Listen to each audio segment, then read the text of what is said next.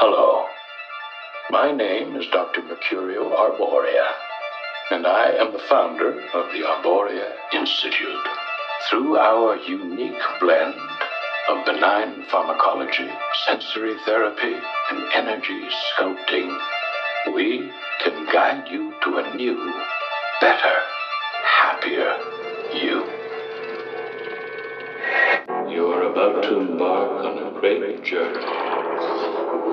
Let the new age of enlightenment begin. What is at stake is more than one small country. It is a big idea, a new world order. It's no longer a theory. What I'm about to say is fact.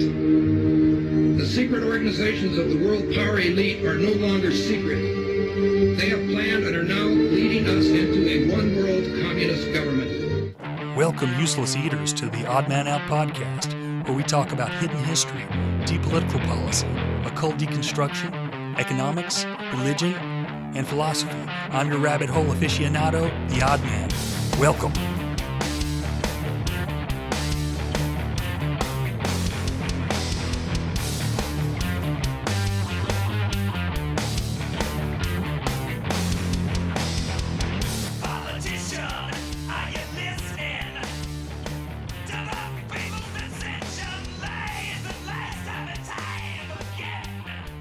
What's up, guys?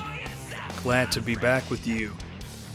I have a series of shows I want to do that may not jive with everyone.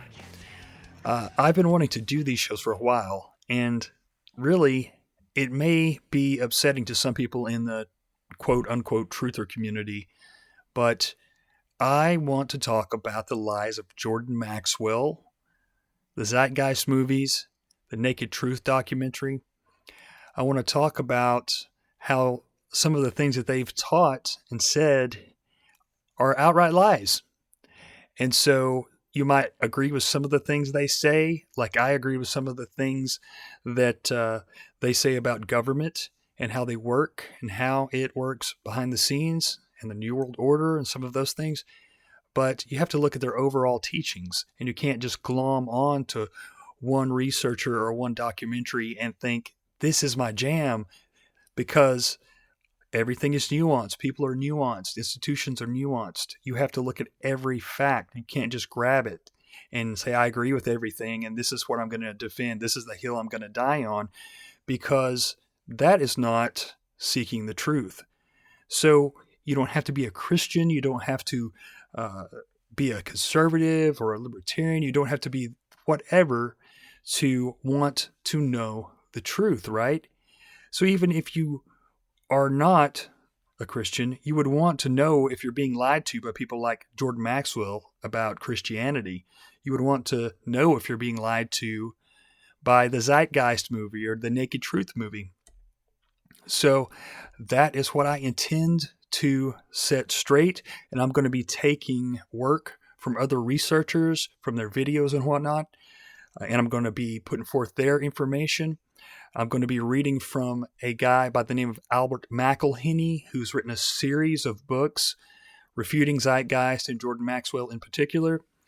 And I think that it'll bring to light some of these lies that are easily debunked. And say with Jordan Maxwell and Zeitgeist, for that matter, they'll take certain words, and just because these certain words sound similar in English, maybe they have a couple of the same letters, they try to equate them with something from ancient Egypt, which may have been in Greek, it may have been in Hebrew, it may have been in Arabic, other languages, and wouldn't have sounded anything like the English versions of these words, yet they try to say they mean something they don't, or they're equated with something that they are not.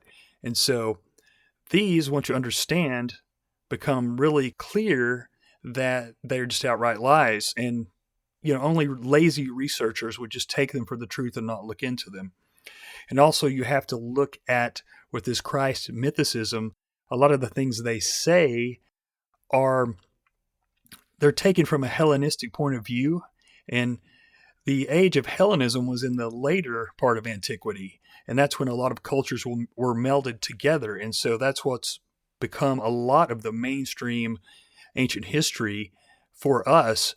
But if you look back and you ask Egyptologists and people who are experts in the field, they can tell you that a lot of this stuff is not true, in that we're looking at a bunch of cultures that came together and their beliefs kind of got meshed together. But before the Hellenistic period, they had specific beliefs, specific societies, specific belief systems and cultures, customs.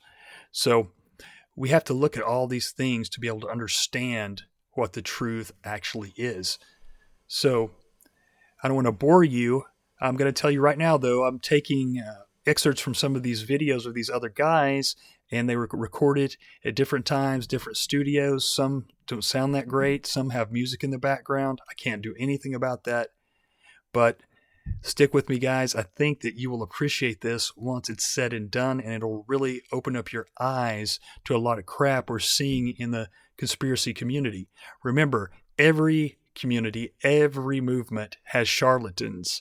And we know that Jordan Maxwell is a big fan of Helena Blavatsky, so we need to take that into consideration, because I think a lot of these guys that are involved with these documentaries and these works are into Theosophy and Freemasonry and the like.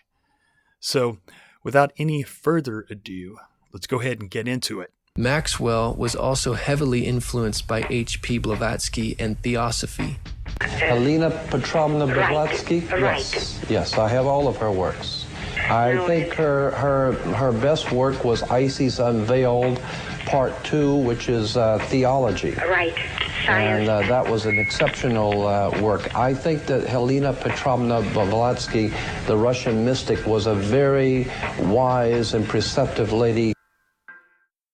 And there you have Jordan Maxwell declaring his love and admiration for Helena Blavatsky's works, saying he has all of her books, but his favorite happens to be Isis Unveiled Volume 2, the one which mentions and has the character, the Lord Jordanus Maximus. Here, I'll read the piece from it. There are 3 trinities in the Nazarene system, as well as in the Hindu philosophy. The third is Lord Jordanus Maximus, the water of life. He is the one through whom alone we can be saved, and thus he answers to the Holy Ghost, the feminine principle, and to the Shekinah, or the veil, or the spiritual garment of Ein Sof. Well, obviously that's where he got his name.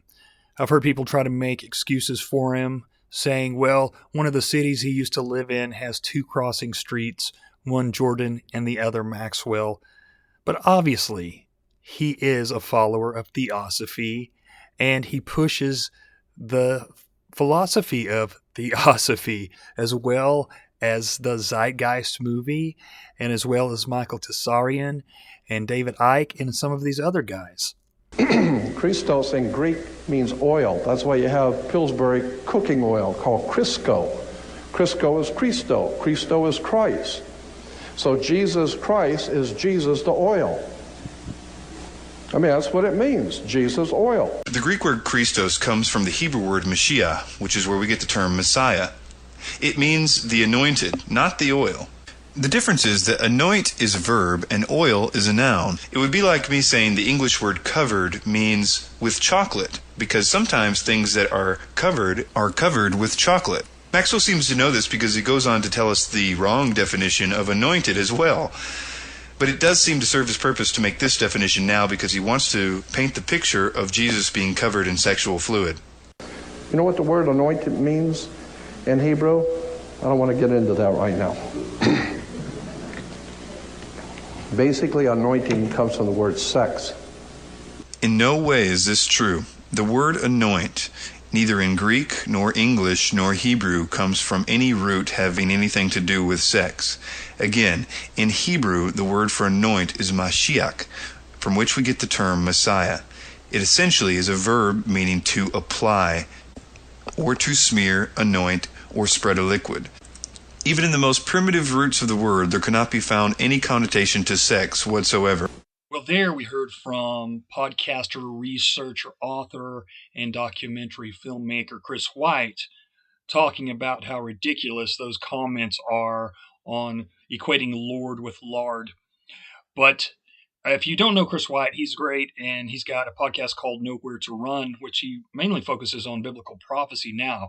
But he's done documentaries debunking Jordan Maxwell, David Icke, Michael Tessarian, goes on and on, even Ancient Aliens. I mean, this guy has balls, and you may not like him because he's a Christian, but he doesn't do things in a cheesy way. He's a very well-researched guy, and I don't think anyone could take that away from him.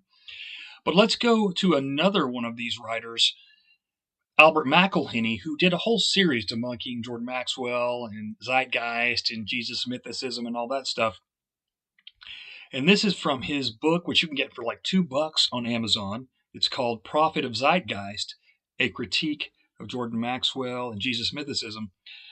So he says on here, this is Lord of Lard. One of Jordan Maxwell's strangest etymological inventions came when he discussed the meaning of the word Lord. His description of the etymology of this word is so surreal as to need to be repeated verbatim lest you miss any of the crackpot splendor. They, Christian preachers, never realized the word Lord, L-O-R-D, comes from lard. This is Jordan Maxwell. Lard, and lard is grease. Grease is oil. Oil is Christos, and in the Greek language, Christos is where Pillsbury gets a cooking oil called Crisco. Crisco is Christos, and Christos is Christ. Oil, when it congeals, is called lard, L-A-R-D. Wake up and get a life.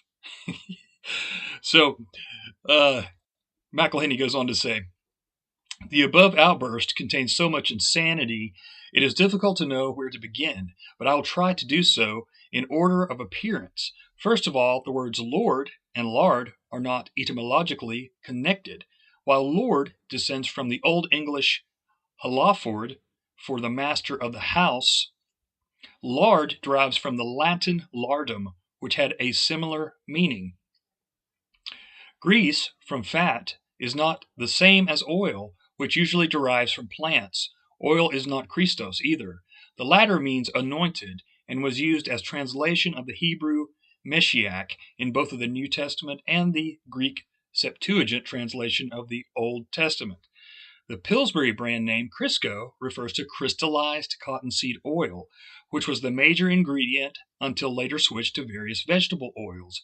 Crisco has never been made from lard. It was intended to be a replacement for lard in cooking and has no association with Greek Christos or Christ.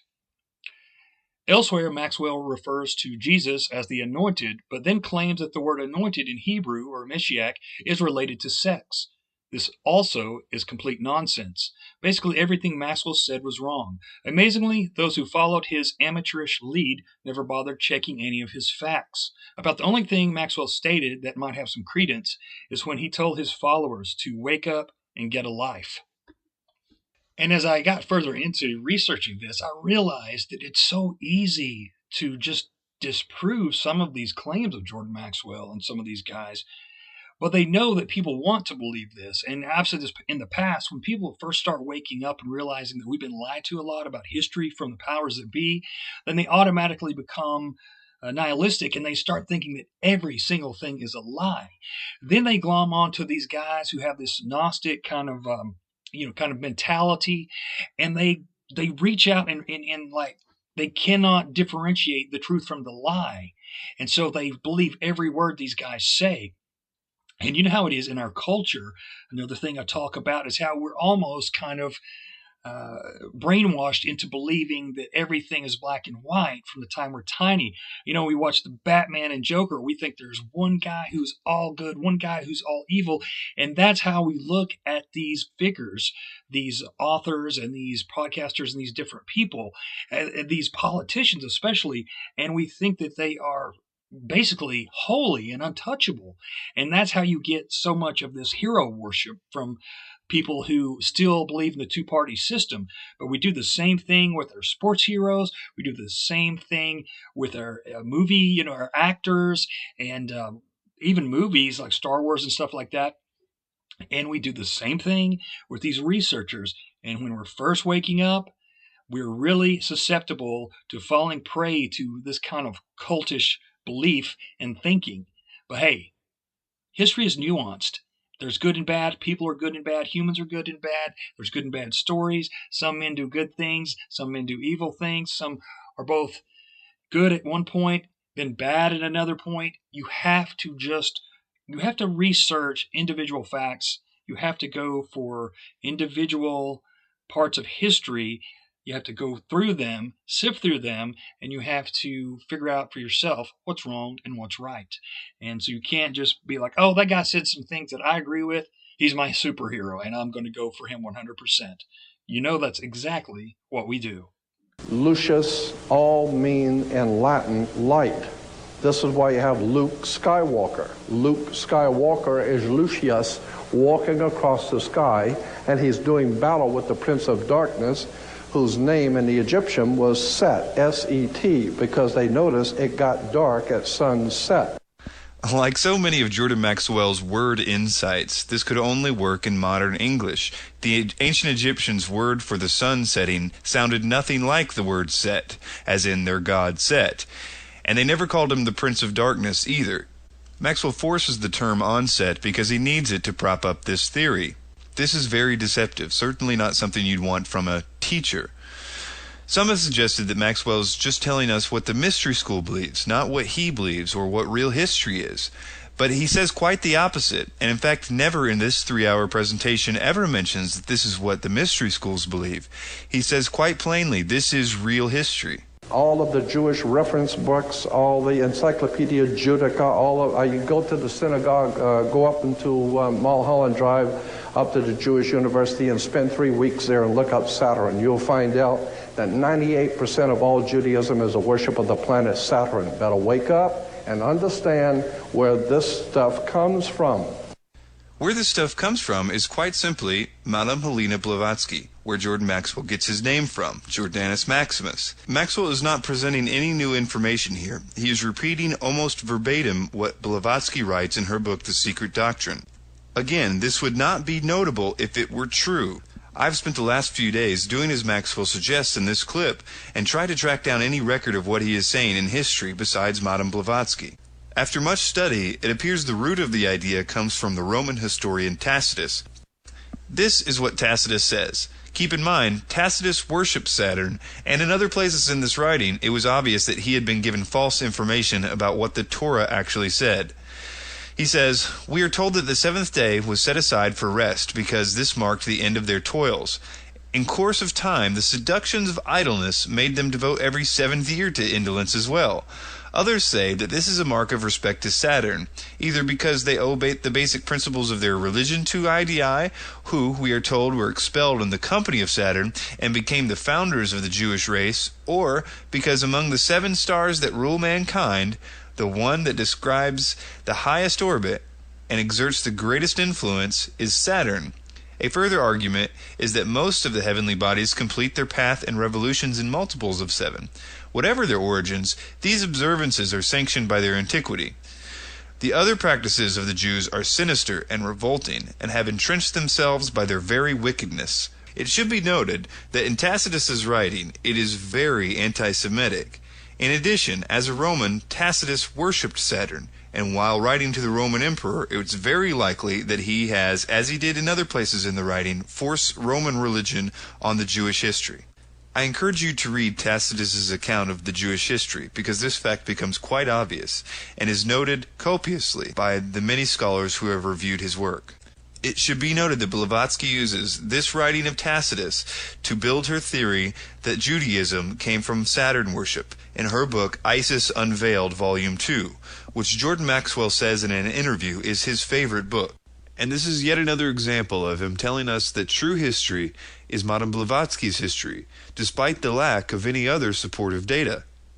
All right, so I wanted to kind of clear up something. I said the wrong title of the book from Albert McElhenney, the subtitle anyway. It's called Prophet of Zeitgeist, a critique of the Jesus mythicism of Jordan Maxwell, a Christian response to Jesus mythicism, book 7. So, and I've got another book of his. It's called This is the Sun Zeitgeist and Religion, Volume 1, Comparative Religions by Albert McElhinney. That's a really thick book. But anyway, so that was more from Chris White on the BS of Jordan Maxwell. But let's look again at McElhinney from that book that I just mentioned, Prophet of Zeitgeist. This is Section 2.2, The Cult of Saturn. And if you're interested in this information, definitely get this book. I hate to tell anybody to go to Amazon, but I think it's the only place you can get it. $2, $1.99. I mean, it's great.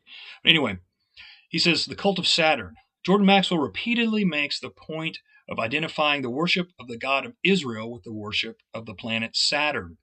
In this claim, he is following the lead of occultist Madame Blavatsky, and there is little doubt she is the source for his claims.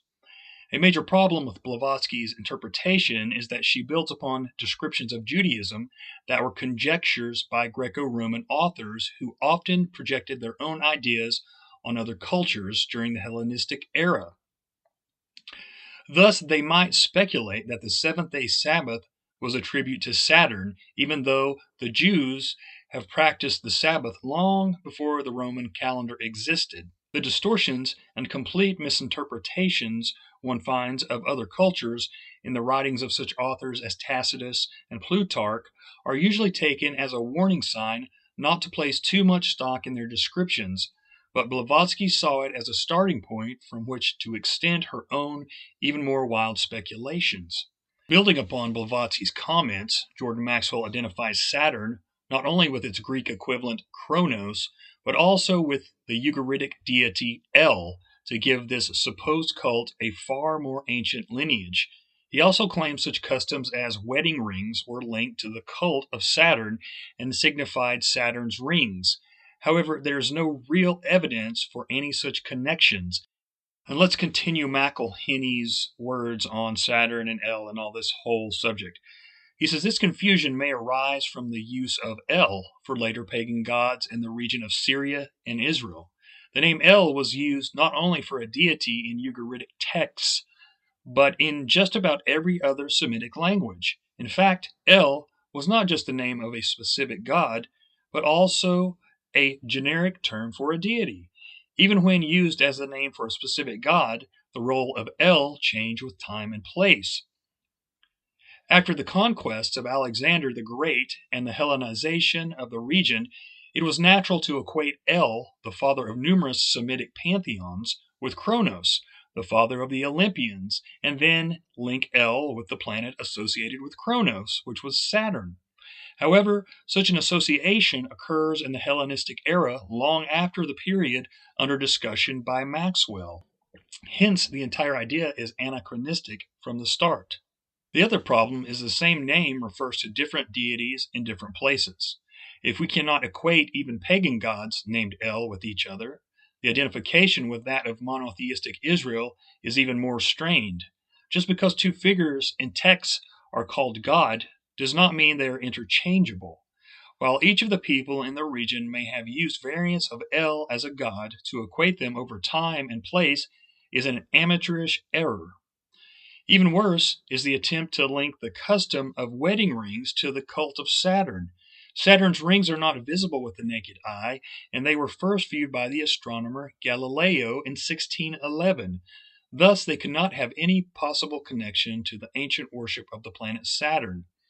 Maxwell even goes as far as to link words elder, elite, and elect to the supposed El, or Saturn. In reality, elder derives from the Old English eldra, and elite and elect from the Latin elegere, or elegere. None of the words have any etymological connection to the Semitic El. As far as anyone can tell, Maxwell simply made it up. Thus, the entire idea of Judaism being related to the worship of Saturn falls flat on its face. Saturn played no role in the religion of Israel, and the attempts to link the two are completely ridiculous. And this is another place where we have to use our brains and really think about things in situations. And if you consult biblical text, you know that it says that when they were in the desert, the Israelites turned to pagan deities for a spell. And it mentions the star god Remphan and Moloch. And so people have equated Remphan with Saturn, which has some credibility to it. But you have to realize that that wasn't true Judaism. And so you also have to remember that there is a difference between Judaism and then the type of Judaism that practices Kabbalah. And there's different sects of Judaism, just like Christianity. So one has to make the distinction when talking about these things, and especially going back into time, into history, to understand what all's going on here. The ark, the box itself represented the female, the ability to give life. Jordan Maxwell is quite matter-of-factly telling us that the real meaning of the Jewish Ark of the Covenant is not what the Jewish people wrote about extensively, but instead what Helena Blavatsky said in her book, The Secret Doctrine. Some scholars suggest that the entire Bible is about what the Ark of the Covenant represents. But all parties do agree that, according to the Hebrews, it did not represent the female ability to give life. This version is only found in Freemasonry. And it is also very suspicious why Maxwell continually tells us that true history is the mystery school history. And so the priest would drop blood in front of the ark, representing the menstrual cycle of the female. This is really funny if you think about it. Jordan Maxwell is secretly using Helena Blavatsky's version of Judaism as his source to discredit Judaism. To say that's a biased source would be an understatement. Madame Blavatsky's writings were said to influence Hitler and therefore the Nazi regime. So to have this anti-Jewish rhetoric being said to be true history is concerning, and it should be a red flag to the truth movement, in my opinion. Because it had again to do with sex. If you don't believe me, listen to Jordan Maxwell blame all the world's problems on Judaism. Judaism today is the most eclectic religion on the face of the earth. Virtually nothing of what it teaches is true. Virtually nothing of its supposedly background is true. Solomon's temple, we're told about King Solomon's temple. Incidentally, there was no King Solomon. So don't look for King Solomon in history, because there was no King Solomon. I didn't take Maxwell's advice on this one, and I did look. And I found this San Francisco Chronicle article from 2003 where this Harvard professor is quoted as saying, "We don't need to rely any more on the Bible or Shoshank's inscriptions at Karnak to establish that Solomon and his kingdom really existed, because we now have the superb evidence of the radiocarbon dates." It's the word Sol Om On. S-O-L is the sun in Latin. In Latin, the word sun is S-O-L, Sol. And in the Hindu priest of the sun, they call the sun Om. Actually, the Hindus do not call the sun Om, and the symbol and word Om have no connotation to the sun directly that I can find whatsoever. Remember the priest of Om? They chant Om. And On is the city of the sun. The Greeks call it Heliopolis. It's called Heliopolis to this day. But the Egyptians, Heliopolis. Heliopolis means the city of the sun. The city of the sun, Heliopolis in Greek, was originally called in the Egyptian On. Look. Keep in mind, he wants us to go to the Egyptian on that last one. I think on the first one he wants us to go to Latin. The second one is Hindu, but it doesn't really matter because he's lying there anyway. But the important part here is that the Hebrew people never even used the word Solomon. They used the word Shlomo, and the word Solomon comes from the Latin or Greek.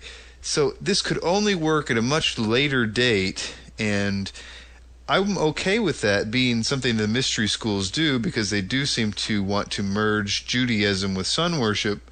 But Maxwell never seems to suggest that. He's always suggesting that it is the true history and that Solomon never existed, which is odd because it falls in line with what the mystery schools want us to believe and what they believe. Look it up in any dictionary, O-N. That's why when you walk into a room, you flip a switch on.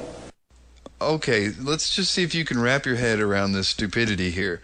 What he is suggesting is that the Egyptian word for on, which has connotations to the sun, is why the English came up with the word on, Before the electric light was even invented, people were getting on their horses or whatever. So to say that the word on was invented anticipating our electric light, or to say that when they were trying to decide what to call the thing you would do to flip a switch of the new electric light, the Masons stepped in and said, "We shall call it on." It's just ridiculously stupid. Because On was the city of the sun in Egypt. So the three words for the sun in the three esoteric languages of the world is Sol, Om, and On, Solomon. Again, there's more from the great Chris White. And so, again, I will consult McElhenney. Now, there's other researchers and people who've done work on this, which I will link in my show notes, and I may mention. This will probably end up being 2 or 3 different episodes because there's so much to it. But I'll go back to McElhenney. This is his section under Solomon. He says, Jordan Maxwell claims the name Solomon is the joining of 3 terms related to the sun: the Roman Sol, the Hindu Om, and the Egyptian On. He also points to Sol as the name for the sun. Om is what the Hindu priests called the sun, and On as the Egyptian name for the city the Greeks called Heliopolis, city of the sun. He then adds the latter is why, when you're in a room, you turn the switch on. His conclusion is that Solomon is Sol Om On. While Maxwell is correct on Sol being the Roman name for the sun and on being the Egyptian name for Heliopolis, the Hindu term Om is not related to the sun. The idea that the English word On is related to the name of the Egyptian city is ridiculous, and he gives no supporting evidence. There is, however, a bigger problem with the theory. The name Solomon was not the name of the famous king, but instead a Greek transliteration. The Hebrew name was Shlomo, which sounds nothing like the 3 words Maxwell joined. So next, we're going to listen to Maxwell try and say that the Solomon's Temple is just really a representation of sex, and it represents the female and the male genitalia coming together, which may be what the Freemasons have put together to make it be like. Of course, they have the Egyptian obelisk, which is a representation of a penis, and that's what you see in Washington, D.C. The first thing you see, the number 1 monument of the United States, well, it's a big old penis. So, I don't know. I mean, that doesn't bode well for us, really. But it's a perversion of these things, and the mystery schools and Freemasonry and Theosophy and these different ones, especially the OTO and different ones like that, really have a perverse kind of idea of certain things, and they will equate anything they can with sex. And as I've noticed reading Manly P. Hall, which if you really get into it and you study Maxwell, you realize that not only is he a huge Blavatsky fan, but he's also a huge Manly P. Hall fan, and he claims that he knew Hall, and Hall gave him all of his memoirs and his works when he passed away, which no one has proved that whatsoever. There's no proof that they even knew each other, but obviously he's a big fan. And what Maxwell does, and what the Zeitgeist movie did, and what a lot of these other guys do. I mean, there's this other guy, this young guy that is going around to all the podcasts, and he is, he's written some books on this, and basically he's taken Manly P. Hall's ideas of Christianity and Maxwell's ideas and Blavatsky's ideas, and he's kind of put his own spin on things. And so he's going around and saying that the Bible is just astrotheology. That's what it is. And any reference to a goat or a lion or any other animal that is in the house of the zodiac, well, that's a reference to astrotheology. That's a reference to the house of the zodiac, or whichever house it might be. And so he basically is the same thing, really, when you get to reading Manly P. Hall. And he's a great philosopher, great writer, don't get me wrong. But I have his books. I have several of his books, and I have the one where he tells you how to understand your Bible. So you read it, and he's saying that every story in the Bible is not real, of course. It's just an allegory. So this is what it actually means, and he'll break it down. And so basically when you start to get into his works, what he's basically saying is None of the stories are real. This is all allegories. And then, he's the same type of guy that tells you you can come back and be reincarnated. And, he's the same type of guy when you really push it, he tells you that, well, we're dualistic, so nothing really matters. And, oh, by the way, there's no such thing as a reality. So, when people start to get into this stuff, no wonder they become so flaky and take dualism and all this crap to extremes, because humans take things to the extremes many times, often. So they start believing that nothing is real. And if you start believing that, well, there's no such thing as reality, so, this is not even real, then what does anything even really matter? So I think that's worth pointing out, because it really goes along with these type of thought processes. It's kind of like anytime somebody, tells you a story about something that happened to them, and then you're like, oh, okay. You go to your room and you get a pad of paper down and you say, oh, that wasn't real. What they just told me was referencing ... and this is a learning experience, so I can just translate it as to meaning something else. And that's a lot of what Freemasonry has done. You take the allegories and stuff, and they've adopted some of the allegories from Judaism. Some are adopted from Egyptian times, and some are just coming from God knows where. But they've taken the liberties to draw all these connections to different things, and they'll have certain words or certain terms, and they'll say these have multiple meanings. And so it's pretty easy. If one is fairly smart, you can sit down and take any word or anything anyone says and draw all these imaginary connections to it and make it mean things that it never meant before. This is not really hard. You just have to have an imagination. And we're kind of living in a world where that's been done to us many times. So I think it's good to point out that these occult people and these occult writers and people like that, they've made up a lot of crap. And even, going back to Freemasonry and Albert Pike talking about how, I think he said there was something like 8,000 different degrees at one time, and they were drawing all these conclusions and all these different connections that weren't real. And so that's why he redid all the degrees or whatever. So this is what they do, and you have to understand how they operate. And also I'd point out too that when you're talking about the zodiac, and you're talking about astrotheology, we have to remember that the Chinese zodiac and the American Indian zodiac didn't even have the same animals as the other one. So you have to realize that a lot of the animals in the Bible were animals that were from that region. So of course they would mention a lot of these animals because that's the animals that were around at the time.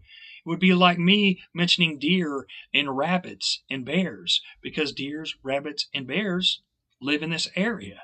There's hawks. You have to, this stuff can get so out of hand, it gets so ridiculous.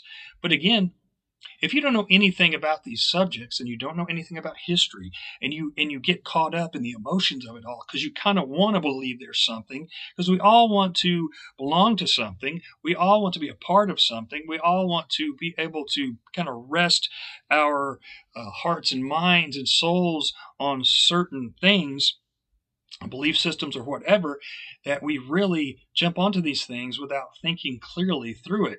And so it allows us to be easily fooled by these charlatans and these people who want to write books to make a buck and make a big name for themselves, when all they're really doing is copying people from the past and drawing all these conclusions that are not really even there.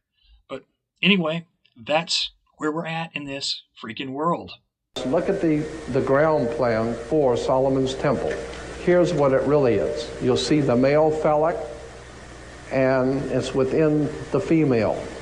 So the whole temple of Solomon, the holy is the male phallic, and the most holy is the head of the penis, and it goes into the female, which is called the temple of Solomon, the temple of life. And consequently, Solomon's temple was merely a representation of the sex act. This is a little complicated, but Maxwell is telling you what Blavatsky believes, and he's also telling you what Albert Pike believes, and just about every Mason believes about the temple. They regard it as very, very symbolic and very important. The main problem is that the Hebrew people wrote more extensively about it and much more ancient and detailed writings about the temple, and their descriptions and reasoning for symbolism is vastly different than the modern writings of Blavatsky and Albert Pike. But this doesn't stop Maxwell from telling you which one is real and which one isn't. It's actually a symbol of Hiram Abiff, who the Masons believe to be a master Mason, and they actually don't really believe he was real either. They see him as a symbol of Osiris and the Osiris cycle of death and resurrecting. It is this tradition that is played out in Skull and Bones of the laying in the coffin and being reborn. That's why George Bush can say that he is born again when people ask him if he's a Christian. It all goes back to the ancient mystery schools of Egypt, and the initiates, all initiates, would lay into the sarcophagus of the Great Pyramid of Giza to be reborn into the mystery school tradition.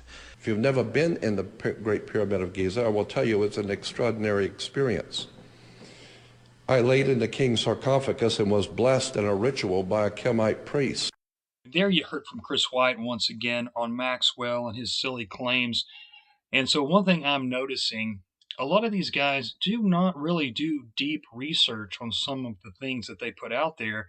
And a lot of this stuff can be easily refuted. And if they would just spend 20 or 30 minutes on these subjects that they're proclaiming, they would know the differences and wouldn't make fools of themselves. But they know that their intended audience or their base that's going to be listening to most of this stuff is not going to question it. They don't know anything about history, ancient history especially. And guys like Jordan, who goes on these different talk shows, these different podcasts and radio shows, and I realize he's up there in age now and probably won't be around much longer. He's a real mouth breather. They really laud him and praise him because he gives them some gravitas because he's been around so long. And I'll go back to saying that he's not wrong about everything, but many of these things are easily disproven, and it's just ridiculous that more people haven't called him out on it over the years. So I just thought it was time to kind of look at this work once again, look at Chris's work, look at Albert McElhenney's work. There's some other documentaries that have been done that I am going to include in my show notes. But anyway, I just wanted to give you another example. So the young guy that I talked about has been doing this kind of astrotheology type of work, and he's going on all the talk shows and stuff. I don't have anything personal against the guy, but I just think that this is how easily disproven some of these things are. I listened to like 10 or 15 minutes of a show he was on the other day because I want to know what these guys think. The more I learn about this astrotheology, the more I can learn to refute it. And if there's some things that I think are real, then I'll point those out. He briefly mentioned the changes in the zodiac over time, and he said that instead of having the crab for Cancer, it used to be the scarab or dung beetle. Now, I have posted some stuff about that on my Instagram in the past, just kind of enlightening people a little bit on that symbology. But I thought I would look into that St. Augustine quote. Well, I couldn't find it anywhere. I did several search engines, couldn't find it, but I was about to give up. Then I found this one article, and it says that quote was actually a claim by occultist Gerald Massey, who was one of the sources for information in the Zeitgeist movies. So it says Gerald Massey claims that St. Augustine once said, "My own good beetle, not so much because he is only begotten, not because he, the author of himself, has taken on the form of mortals, but because he has rolled himself in our filth and chooses to be born from this filth itself." Hey, it's a great quote, but I don't know that St. Augustine actually even said that. You got to remember, Gerald Massey was not only a practicing Druid, but he was the chief of the most ancient order of Druids from 1880 to 1906. He was an outspoken socialist and a self-proclaimed Egyptologist. And what you got to remember is this was in the 19th century, and many of his claims have been refuted over time. And people don't want to acknowledge that these guys from the past were wrong about certain things because the things they were saying go along with what they are trying to portray. So who cares if they have been refuted by numerous educated scholars And, you know, I know that there can be conspiracies and there can be twists and propaganda and different ties in academia, but you're talking about a lot of guys who are probably secular scholars who would probably be glad if these type of things were true as far as astrotheology goes, so they could say that there was no Jesus and there was no this or no that. But they can't do it. They just can't do it because there's too much information, there's too much evidence, and we're talking about archaeological evidence, all kinds of different things that we found over the years that refute some of the things that were claimed in the past. And so, you know, Chris White points out, as well as McElhenney and others, that, you know, the Zeitgeist movie and Acharya S., some of their, not just Maxwell, but some of their other sources, like Massey, have been refuted long ago. It's just the way it is. Manly Palmer Hall, one of my very good friends. Manly Palmer Hall, one of my very good friends.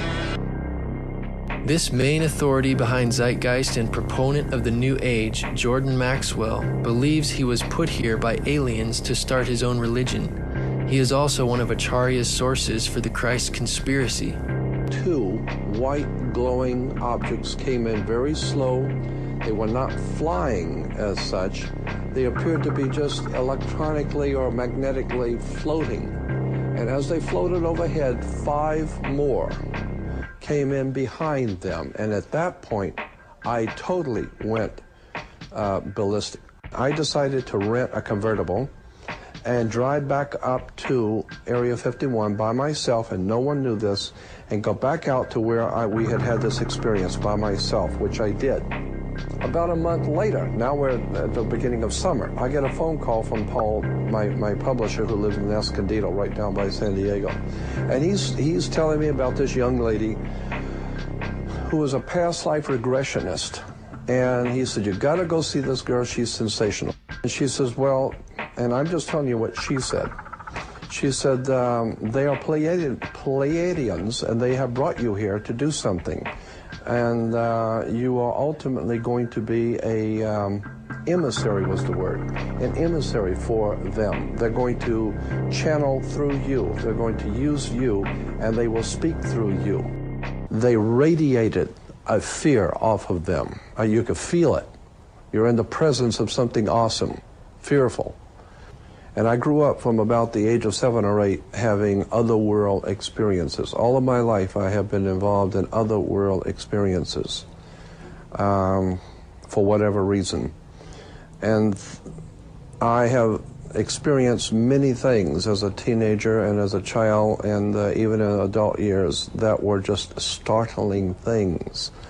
I sat on the back hood with my feet in the back seat, and I said to them, I said, look, I know you're here, okay? And I want you to know that I don't mind doing whatever it is I'm supposed to do. If I've got a destiny in life or a mission or whatever it is, I don't mind doing it.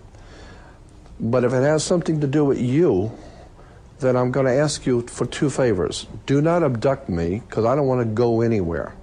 And don't frighten me in my bedroom. I don't want to wake up and find something in my bedroom I can't handle, okay? So don't mess with me, and don't scare me to death, and I don't want to go anywhere. But if I'm supposed to do something, if there's a divine plan of some sort where I'm supposed to play, then open the doors, show me what I am to do, and leave me alone. And I thanked them, and I got back in the car and drove back, and that was it. H.P. Blavatsky, another source cited by Zeitgeist and Acharya S., was an occultist and mystic. She is the author of The Secret Doctrine and the founder of the Theosophical Society, a blend of Eastern religion, occult speculation, and Gnostic interpretation of Christianity. In the words of J.H. Russell, part of its teachings are, all life is being fundamentally one with the life of the supreme existence. The Pasadena, California office of the Theosophy Society explains, a primary idea is the essential oneness of all beings. Life is everywhere throughout the cosmos because all originates from the same unknowable divine source. These ideas are repeated in the Zeitgeist movement. The Zeitgeist movement, in fact, is the activist arm of the Venus Project. The solution to the faltering global economy offered by Zeitgeist Addendum is the Venus Project. Venus, also known as the morning star, is also synonymous with Lucifer.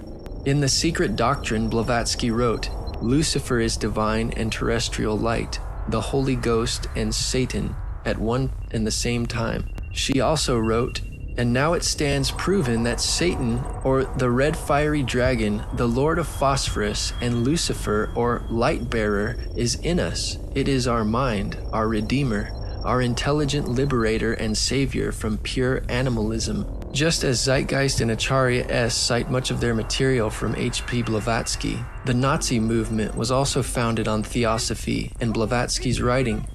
Blavatsky's book, The Secret Doctrine, which is cited by Acharya S. in the film Zeitgeist, was known to be an inspiration to Adolf Hitler, specifically towards his ideas about superior and inferior races. In Section 3 of Blavatsky's book, The Key of Theosophy, she wrote of the three objects of theosophy. 1. To form the nucleus of a universal brotherhood of humanity without distinction of race, color, or creed. 2. To promote the study of Aryan and other scriptures of the world's religion and sciences. She also writes, "The Theosophical Society is not then a political organization? Certainly not. It is international in the highest sense in that its members comprise men and women of all races, creeds, and forms of thought, who work together for one object, the improvement of humanity, but as a society it takes absolutely no part in any national or party politics." Notice the similarity in the objects of the Zeitgeist movement, stated by Peter Joseph. The Zeitgeist movement is not a political movement. It does not recognize divisionary notions such as nations, governments, races, religions, creeds, or class. Rather, we see the world as one organism, with the human species as a singular family. What the Venus Project represents and what the Zeitgeist movement hence condones could be summarized as the application of the scientific method for social concern.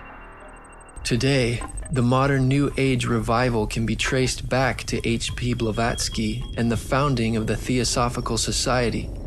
Blavatsky's prize pupil, Alice Bailey, developed Blavatsky's teachings into an organized system and coined the term New Age. Bailey taught that humanity must achieve enlightenment by realizing its divinity. Bailey's teachings are kept alive today by the Lucis Trust. The organization was originally called the Lucifer Publishing Company, according to a statement on their website, because Bailey considered Lucifer, the fallen angel, a positive principle, as did H.P. Blavatsky, whom they cite as a great teacher. Though Acharya S. is not a practicing theosophist, Freemason, or Druid like her sources, she does demonstrate loyalty to the New Age movement, which is no different. On page 416 of The Christ Conspiracy, she says, "Despite the vilification of the so-called New Age movement, the fact is that we are entering into a new age. The age referred to in the gospel tale is that of Pisces, and through contrivance and duplicity, coercion and slaughter, the fish god Jesus, the Piscean solar avatar, has indeed been with us, but now it is the close of the age, and his time is over. As Hancock says, we live today in the astrological no man's land at the end of the age of Pisces, on the threshold of the new age." The Zeitgeist movie opens with a quote from Jordan Maxwell's Inner World of the Occult. The more you begin to investigate what we think we understand, where we came from, what we think we're doing, the more you begin to see we've been lied to. Maxwell was also heavily influenced by H.P. Blavatsky and Theosophy. So each year, when the waters of the flood would recede, leaving, of course, the fresh minerals and nutrients in the waters, which would then cause the food to grow, and spring would be a beautiful time in Egypt. Because of the waters of chaos, they celebrated the coming of the waters of chaos, bringing the new life. They call that celebration in Egypt the Arca Noah. Not the Ark of Noah, but Arca Noah. The Arca Noah celebration was the coming of the great flood that washed away the old world and brought new life, and therefore Egypt was born again. I'm willing to overlook the fact that I can't find any reference anywhere to Ark and Noah except for Jordan's own book, That Old Time Religion, page 53, where he refuses to provide any documentation there as well. I went to Blavatsky to see if that's who Maxwell is plagiarizing from, and sure enough she states it in Isis Unveiled Volume 2, page 145, but she doesn't give a single reference either. She's talking in the context of the ancient flood narratives, and all she says is that the Arga represents the moon, or, quote, feminine principle, and Noah is the, quote, spirit falling into matter, end quote. All this aside, this whole thing is completely ridiculous considering the Hebrew word for ark is tyavah, and ha-tyavah is used throughout the text in question, for example Genesis 6:14. The word ark was not used in Hebrew, therefore there can be no connection to arga, which probably isn't a word to begin with. One interesting point that we might bring out is that the Hebrews, when they were in Egypt, were of course subject to the religion of Egypt. And at that time, Isis, spelled I-S-I-S. Isis, the female personification of wisdom, from whence of course we get Mary and the Catholic Church, the Mother of God. Isis was the female personification of wisdom, spelled, as I said, I-S-I-S. Later on, with the coming of Pharaoh Akhenaten, or Akhenaten, Pharaoh Akhenaten changed the worship in Egypt from Isis to Amun-Ra, or Amun-Ra. Of course, this is where we get the term Ra, R-A, or R-A-Y, for sun ray. So Amun-Ra became the chief deity of Egypt. Now, once the Hebrews left out of Egypt and went north into Palestine, they found a new god there of the Canaanites, a god that is referred to as the Ugaritic god of the Middle East. That god was El, or the planet Saturn.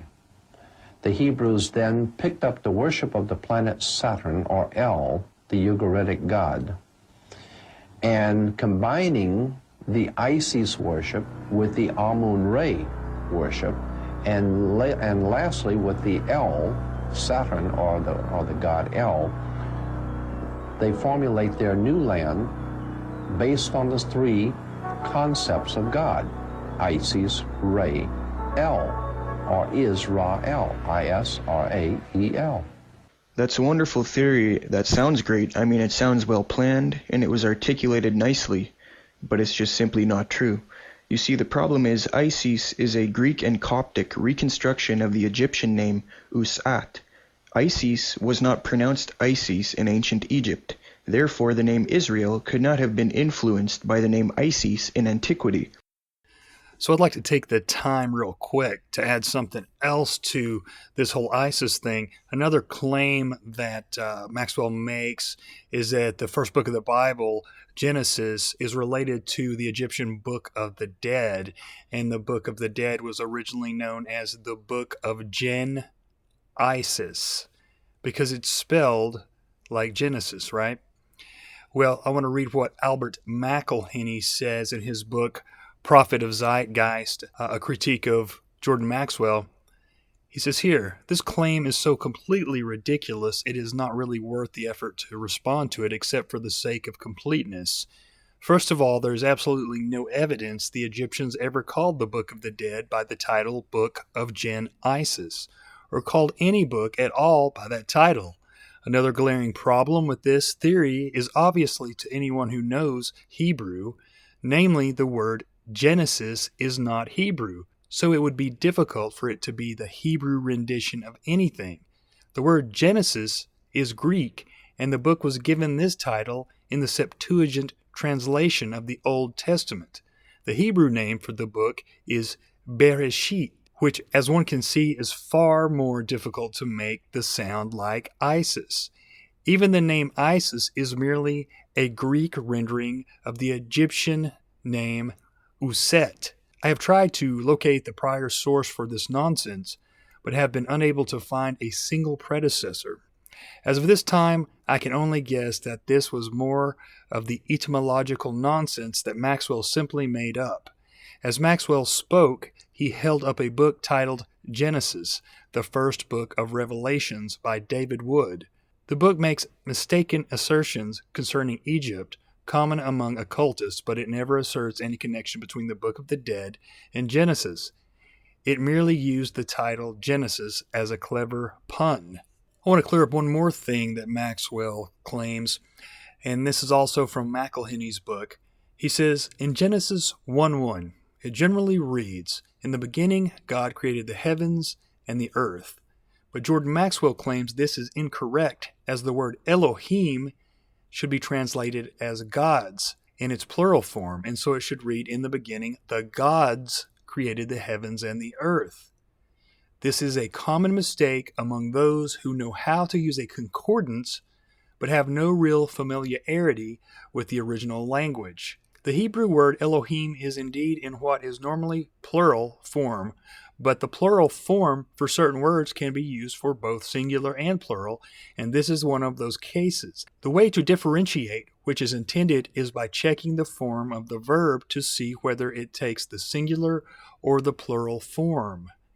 It turns out the verb for create, or bara, takes the third person singular form, and so Elohim should be translated as God and not the gods. Despite his claim to have given the accurate rendering of the Hebrew, Jordan Maxwell is simply wrong. And just to be clear, some of the guys that we're taking excerpts from are Chris White from Nowhere to Run. You can check out his podcast. He does a great biblically based podcast. He talks about all kinds of fringe Christianity and cool things like that.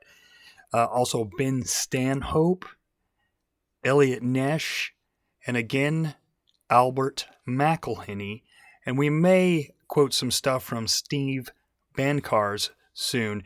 He was a New Age guru, this young New Age guru teacher who actually decided that that wasn't for him, and so he actually became a Christian, and he speaks out against these things and kind of gives people an idea of what's going on with the occult and the New Age movement. So anyway, well, I can't believe it's been an hour already. So I've had a lot of fun, man.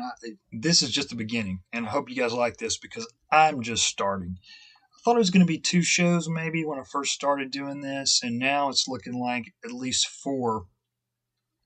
There's just so much information, and I've got a lot of it already recorded, but I've got some editing to do, quite a bit of editing to do, because I'm really working on like 5 or 6 different shows right now, and that's just the way I am. You know, I don't know how to do things the right way, so I end up either doing too little or too much, and so right now I have got a bunch of work to do, but I probably won't do all the astrotheology shows in a row. I'll probably mix them up a little bit so it won't get boring.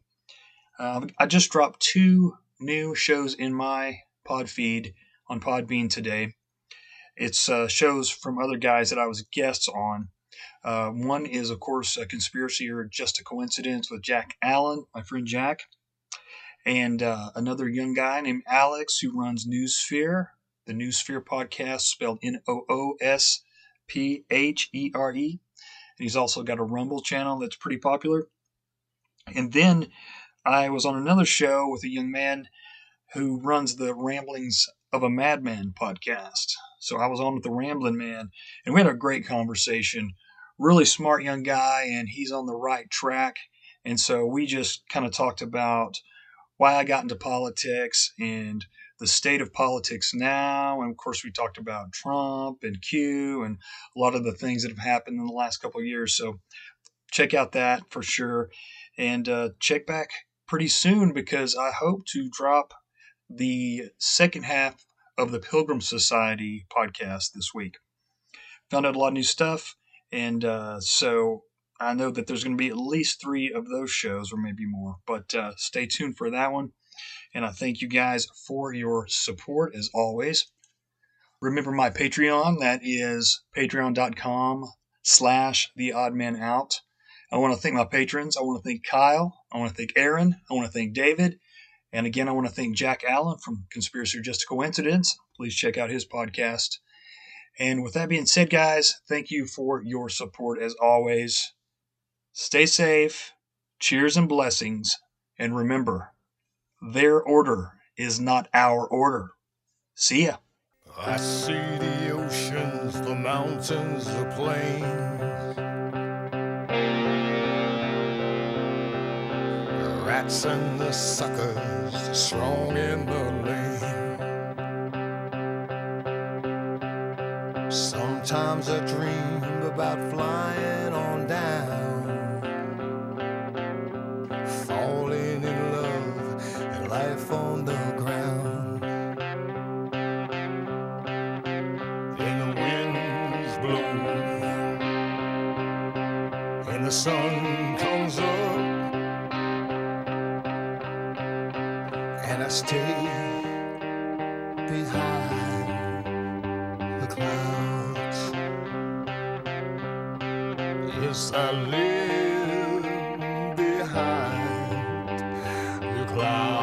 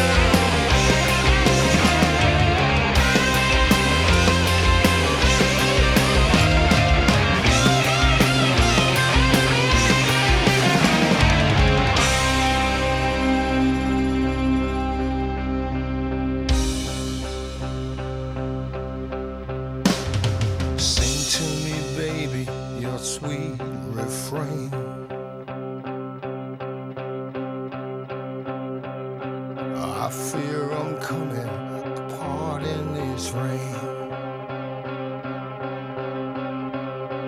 That's all I need, if that's all I hear. Some beautiful music as I disappear. And the winds blow, and the sun goes down, and I stay behind.